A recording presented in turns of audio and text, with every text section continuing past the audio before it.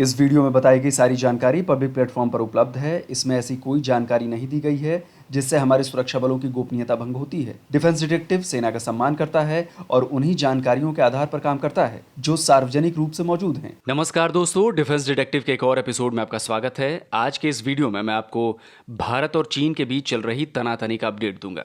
आपको बताऊंगा कि एलएसी यानी लाइन ऑफ एक्चुअल कंट्रोल पर आखिर चल क्या रहा है, दोनों देश किस हद पर पहुंच चुके हैं और क्या ये तनाव युद्ध में बदल सकता है। तो चलिए वीडियो की शुरुआत करते हैं।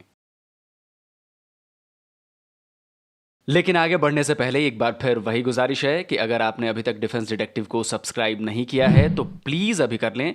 आपको दाईं ओर एक लाल बटन दिख रहा होगा, उस पर क्लिक करेंगे तो चैनल सब्सक्राइब हो जाएगा। साथ ही बेल आइकॉन प्रेस करना ना भूलें, जिससे आपको हर नए वीडियो की जानकारी फौरन मिल जाए। तो खबर यह है कि चीनी सेना ने अपना मूवमेंट पेंगोंग लेक के आसपास बढ़ा दिया है। अब चूंकि ये इलाका पूरी तरह से दोनों देशों की सेनाओं के पास है, इसलिए यहां से वीडियो और तस्वीरों का आना बेहद मुश्किल है। जो थोड़ी बहुत तस्वीरें या वीडियो आते भी हैं वो सेना के जवानों द्वारा ही लिए गए होते हैं और इनमें से ज्यादातर वीडियो या तस्वीरों की पुष्टि सेना नहीं करती है। ताजा खबर यह है कि भारत ने सेना की 2 अतिरिक्त डिवीजन को लद्दाख में मूव कर दिया है। भारत की ओर से यहां पर मिरर डिप्लॉयमेंट की जा रही है।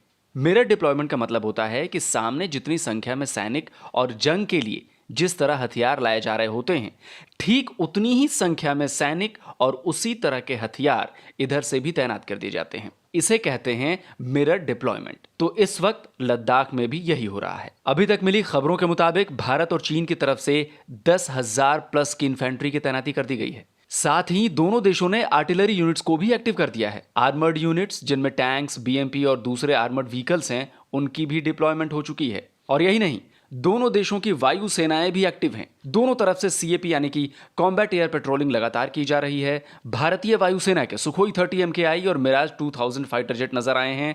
वहीं चीन की तरफ से जो तस्वीरें आ रही हैं उनमें मुख्य रूप से J7 और J11 फाइटर जेट दिख रहे हैं। लेकिन करीबी होटन और गारगुंसा बेस पर कई और दूसरे लड़ाकू और रिकॉन जेट भी दिख रहे हैं। भारतीय वायुसेना चीनी वायुसेना की एक एक मूवमेंट पर नजर रखे हुए है। भारतीय सेना जानती है कि अगर हालात बिगड़ते हैं तो चीन से निपटना कैसे है, इसलिए पहले से ही तैयारी चल रही है। ये तस्वीरें अभी हाल ही में 27 मई की हैं, जिन्हें भारतीय वायुसेना के आधिकारिक ट्विटर हैंडल से पोस्ट किया गया है। इसमें आपको चिनूक हेलीकॉप्टर अपने काम में जुटे हुए नजर आ रहे हैं। ये जो भी साजो सामान लिफ्ट कर रहे हैं, इन्हें सियाचिन में पहुंचाया गया है, क्योंकि अगर चीन से युद्ध की नौबत आई तो सियाचिन भारत के लिए बेहद अहम साबित होने वाला है। उधर आर्मी ने जिन 2 डिवीजन को लद्दाख में शिफ्ट किया है वो भी एकाएक नहीं हुए हैं, बल्कि पिछले कुछ हफ्तों में किए गए हैं। इसमें शामिल सैनिक पूरी तरह से वातावरण के मुताबिक एक्यूमुलेट होकर ही लद्दाख गए हैं। यहां मैं कुछ चीजों को साफ करना चाहूंगा जो कि सोशल मीडिया पर पुख्ता दावे के साथ पेश की जा रही हैं। चीनी मीडिया कह रही है कि भारतीय सेना उनके इलाके में घुस आई है।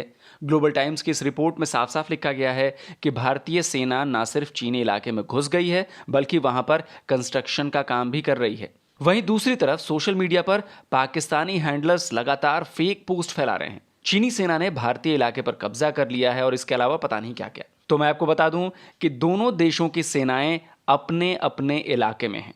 ना तो भारतीय सैनिकों ने चीनी इलाका कब्जा किया है, ना ही चीनी सैनिकों ने भारतीय इलाके पर कब्जा किया है।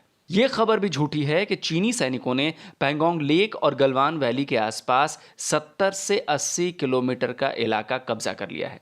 हाँ, यह सच है कि दोनों देशों की सेनाएं मोबिलाइज्ड हुई हैं, लेकिन दोनों अपने अपने इलाके में ही हैं। अभी तक दोनों देशों की सेनाओं के बीच किसी भी तरह की कोई युद्ध जैसी स्थिति या घटना नहीं हुई है। सैटेलाइट तस्वीरों में ये एक हथेली की तरह नजर आती है, इसलिए इसके अलग अलग हिस्सों को फिंगर्स कहा जाता है। इन्हें 8 भागों में बांटा गया है, यानी फिंगर 1 से लेकर फिंगर 8 तक। भारत की तरफ से दावा किया जाता है कि लाइन ऑफ एक्चुअल कंट्रोल यानी कि LAC फिंगर 8 पर है, जबकि चीन दावा करता है कि LAC फिंगर 2 पर है। तो इसके बीच का जो ये इलाका है वो विवाद की वजह है। विवाद को सुलझाने के लिए अभी तक 8 राउंड की बातचीत दोनों देशों की सेनाओं के बीच हो चुकी है और इसमें 3 मेजर जनरल लेवल की बातचीत है, लेकिन अभी तक विवाद का कोई हल नहीं निकल सका है। 6 जून को लेफ्टिनेंट जनरल लेवल की बातचीत होनी है, जिसमें भारत की ओर से 14 core commander lieutenant general Harinder Singh शामिल होंगे। लेकिन इस विवाद की बड़ी वजह कुछ और है। वजह है भारत का LAC के करीब इंफ्रास्ट्रक्चर को मजबूत करना। चीन को यह पसंद नहीं आ रहा है, क्योंकि अरुणाचल और दलाई लामा के मुद्दे पर पहले से ही वो भारत से खफा रहा है।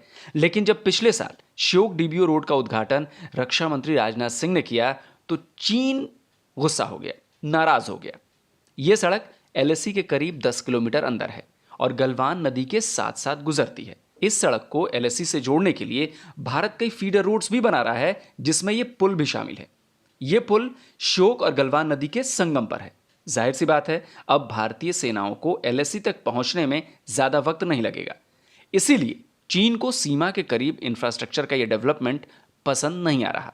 यह बात अलग है कि उसने खुद एलएसी के करीब बेहतर इंफ्रास्ट्रक्चर बना लिए हैं और भारत जब यही काम अपने इलाके में कर रहा है तो वो नाराजगी जता रहा है। चीन बहुत अच्छी तरह से जानता है कि 1962 की लड़ाई के बाद भारत ने चीन को फोकस में रखकर अपनी रक्षा नीति बनाई है।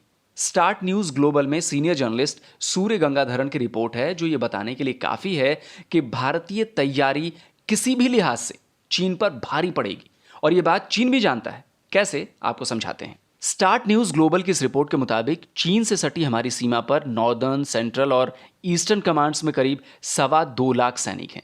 यानी युद्ध की स्थिति में इन्हें फौरन मोबिलाइज किया जा सकता है। इसमें T-72 टैंक ब्रिगेड और अरुणाचल में मौजूद ब्रह्मोस मिसाइल की रेजिमेंट भी शामिल है। वहीं भारत की तरफ तैनात चीन की लैंड फोर्सेस की बात करें तो ये मुख्य रूप से शिनजियांग और तिब्बत में है। शिनजियांग में करीब 1,20,000 और तिब्बत में करीब 40,000, यानी कुल मिलाकर 1,60,000 सैनिक हैं। इसमें इन्फेंट्री, आर्टिलरी और बॉर्डर डिफेंस रेजिमेंट शामिल हैं। लेकिन यहां पर एक बात गौर करने वाली है कि चीनी सैनिक एलएसी से दूर तैनात हैं, जबकि भारतीय सैनिकों के फॉरवर्ड बेस एलएसी के बेहद करीब हैं। यानी युद्ध की स्थिति में भारत अपने सैनिकों को चीन के मुकाबले जल्दी डिप्लॉय कर सकता है, जो कि एक बड़ा प्लस पॉइंट है। अब आते हैं एयरफोर्स की तैनाती पर। पहले बात भारत की। चीन के फ्रंट पर इंडियन एयरफोर्स के करीब 270 फाइटर जेट और 68 ग्राउंड अटैक एयरक्राफ्ट्स की तैनाती है। ये सभी वेस्टर्न, सेंट्रल और ईस्टर्न एयर कमांड के अंदर आते हैं। पूरी चीन सीमा पर भारत के करीब 10 एयर बेसेस हैं, जिनमें श्रीनगर, आदमपुर, तेजपुर, बरेली और गोरखपुर मुख्य हैं। इसके अलावा 15 एडवांस लैंडिंग ग्राउंड्स भी हैं, जिनमें से दौलत बेग ओल्डी सहित 5 तो लद्दाख में ही हैं। चीनी एयरफोर्स की बात करें तो करीब 157 लड़ाकू विमान उन्होंने भारतीय फ्रंट पर तैनात कर रखे हैं। करीब 59 ड्रोन भी स्ट्राइक मिशन के लिए रखे गए हैं और 8 ड्रोन सर्विलांस के लिए। चीनी एयरफोर्स के मुख्य बेसिस देखें तो ये होटन, लासा, नगरी और शिगाजे में है। लेकिन स्ट्रेटेजिक नजरिए से देखें तो चीन के ये सारे एयरबेस भारतीय वायुसेना की स्ट्राइक